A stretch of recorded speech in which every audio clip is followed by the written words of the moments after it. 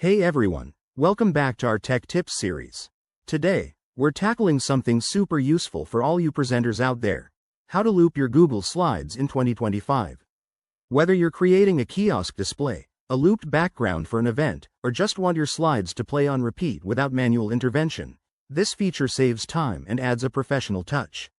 Looping means your presentation will automatically restart from the beginning once it reaches the end, and with the latest 2025 updates, it's easier than ever.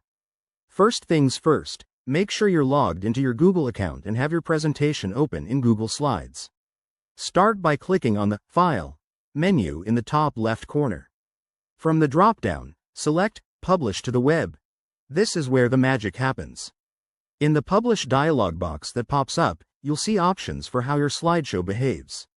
Look for the Auto Advanced Slides section and check the box that says Restart the slideshow after the last slide.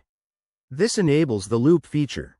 Next, under the same settings, you can set the Advanced Slides timing, maybe every 5 or 10 seconds, to make your slides transition automatically. If you want it to start playing right away, tick the box for Start Slideshow as soon as the player loads. Once everything looks good, hit Publish, and Google will generate a shareable link. Copy that link and share it wherever you need. It's perfect for embedding in websites or sending via email. A quick tip: if you're presenting live, test this in a separate tab first to ensure the timing works as expected.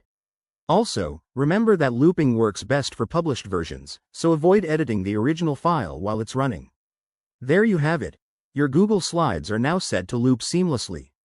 If this tutorial helped you, smash that like button, subscribe for more 2025 tech hacks, and drop a comment below if you have questions.